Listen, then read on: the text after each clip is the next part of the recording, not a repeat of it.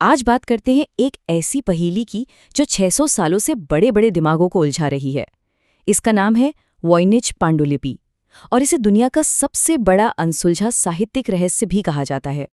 जरा सोचिए, एक ऐसी किताब कि जिन कोड ब्रेकर्स ने वर्ल्ड वॉर 2 में नाजी कोड्स की धज्जियां उड़ा दी थी, वो भी इसके सामने हार मान गए।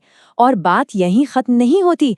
आज की सबसे तेज तर्रार आर्टिफिशियल इंटेलिजेंस मतलब एआई भी इसका सिर पैर नहीं समझ पा रही है। तो फिर चलिए जरा कुरेदते हैं इस 600 साल पुरानी पहेली को और देखते हैं कि इसके अंदर आखिर है क्या। वैसे तो इसका ऑफिशियल नाम है MS-408, पर दुनिया इसे जानती है वॉयनिज पांडुलिपि के नाम से। अब इसमें खास क्या है? भाई, इसमें लिखी हुई भाषा ही आज तक कोई नहीं पढ़ पाया है। और तो और इसमें जो तस्वीरें हैं वो भी इतनी अजीब है कि कोई नहीं जानता कि वो आखिर हैं क्या। देखिए इसने किस किस को चकरा कर रख दिया है। वर्ल्ड वॉर 2 के वो जीनियस कोड ब्रेकर्स फेल, दुनिया के सबसे बड़े लिंग्विस्ट्स और हिस्टोरियंस वो भी फेल, और हाँ, 21वीं सदी की एआई वो भी अब तक इसका कुछ नहीं बिगाड़ पाई। तो सवाल ये उठता है कि भाई ऐसा भी क्या है इस किताब के अंदर, आखिर इन पन्नों में ऐसा क्या छिपा है। चलिए एक नजर डालते हैं। किताब का एक हिस्सा है जिसे हर्बल सेक्शन कहते हैं। इसमें 113 अलग अलग तरह के पौधों की तस्वीरें हैं। लेकिन मजे की बात यह है कि आज तक कोई भी बॉटनिस्ट मतलब पौधों का कोई भी एक्सपर्ट इनमें से एक भी पौधे को पहचान नहीं पाया है। लगता है ये पौधे इस दुनिया के हैं ही नहीं, कुछ की जड़ें तो इंसानों जैसी बनी हैं। फिर आता है इसका खगोलीय सेक्शन।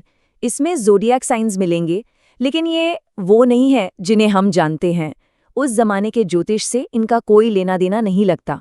और इसी सेक्शन में एक बहुत बड़ा फोल्ड होने वाला नक्शा है। इसे कहते हैं रोजेट फोलियो। इसमें न जाने कौन से अजीब से किले और मीनारें बनी हुई हैं। पर जो हिस्सा सबको सबसे ज्यादा हैरान करता है वो है इसका बैलनियोलॉजिकल सेक्शन मतलब नहाने वाला सेक्शन। इसमें दर्जनों न्यूड औरतें हैं जो अजीब से हरे नीले लिक्विड से भरे हुए पाइप्स और टब के एक जाल में नहा रही हैं।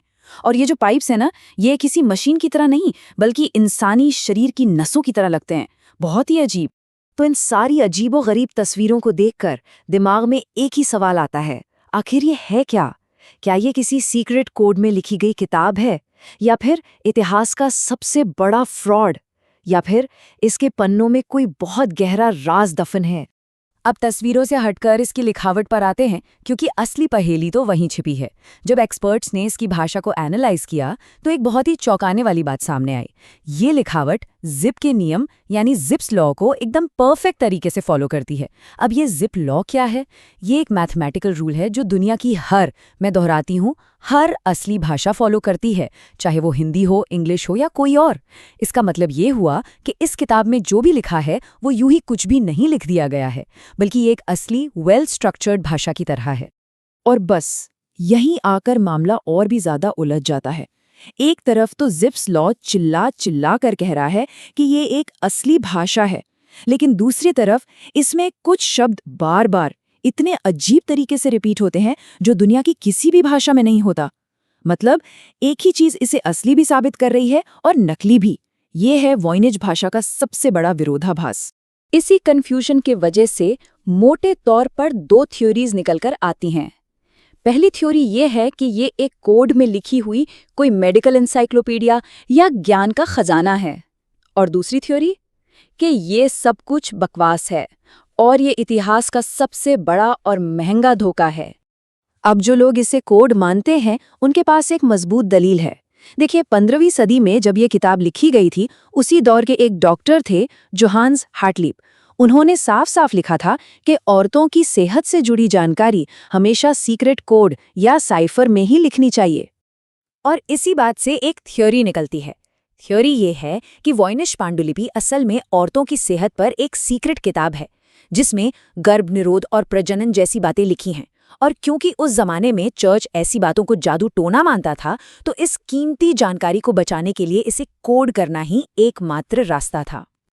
लेकिन दूसरी थ्योरी क्या है? वो है एक बड़ा फ्रॉड। इस थ्योरी के मुताबिक ये पूरी किताब सिर्फ और सिर्फ एक बहुत अमीर और जिज्ञासु सम्राट को ठगने के लिए बनाई गई एक शानदार चाल थी। और ये कोई छोटा मोटा फ्रॉड नहीं था, होली रोमन एम्परर रुडोल्फ द्वितीय ने इस किताब को खरीदने के लिए 600 सोने के डुकाट दिए थे। अंदाजा लगा सकते हैं कितना पैसा था? आज के हिसाब से ये करोड़ों में बैठेगा। इतने पैसों में उस जमाने में एक पूरा का पूरा महल आ जाता। तो थ्योरीज तो बहुत हैं, पर सबूत क्या कहते हैं? चलिए अब जरा ये देखते हैं कि साइंस और इतिहास की जांच पड़ताल के बाद भी ये राज क्यों बना हुआ है। देखिए, साइंटिफिक जांच मतलब रेडियोकार्बन डेटिंग से ये तो पता चल गया है कि ये किताब 1404 से 1438 के बीच बनी थी। फिर करीब 1600 में ये सम्राट रुडोल्फ के पास पहुंची। उसके बाद ये सदियों तक गायब रही। फिर अचानक 1912 में एक बुक डीलर विल्फ्रेड वॉइनिच के हाथ लगी, जिनके नाम पर ही इसका नाम पड़ा, और आज ये अमेरिका की येल यूनिवर्सिटी की लाइब्रेरी में महफूज है। और साइंस की जांच ने इस रहस्य को सुलझाने की जगह और उलझा दिया है। पहली बात, ये किताब वेलम पर बनी है, जो बछड़े की खाल से बनता है, और इसे बनाने में कम से कम 14-15 बछड़ों की खाल लगी। मतलब ये कोई सस्ता काम नहीं था। जो स्याही इस्तेमाल हुई वो बहुत अच्छी क्वालिटी की है, जो सदियों तक चले। लेकिन जो पेंट यूज हुआ है वो बहुत ही सस्ता और आम है। ये क्या बात हुई? महंगा कागज, अच्छी स्याही, पर सस्ता पेंट। ये इशारा करता है कि शायद ये किसी राजा को दिखाने के लिए नहीं, बल्कि रोजमर्रा के इस्तेमाल के लिए बनी थी। पर इस पूरी कहानी में एक और बहुत बड़ा ट्विस्ट है, और वो छिपा है 1 नंबर में, और वो नंबर है 32। एक्सपर्ट्स का मानना है कि जब ये किताब बनी थी तो इसमें 272 पन्ने थे, लेकिन आज इसमें सिर्फ 240 ही हैं। मतलब पूरे 32 पन्ने गायब हैं। उन्हें बहुत बहुत पहले ही किताब से फाड़कर निकाल दिया गया था। वो पन्ने कहाँ हैं, उनमें क्या लिखा था और उन्हें किसने निकाला, कोई नहीं जानता। तो हम घूम फिर कर वापस उसी सवाल पर आ जाते हैं। क्या ये इतिहास का सबसे बड़ा धोखा है, या किसी खोए हुए ज्ञान का खजाना? और सबसे बड़ा सवाल, क्या इस 600 साल पुरानी पहेली को सुलझाने की चाबी उन 32 गायब पन्नों में छिपी थी, जो अब शायद हमेशा के लिए खो चुकी हैं?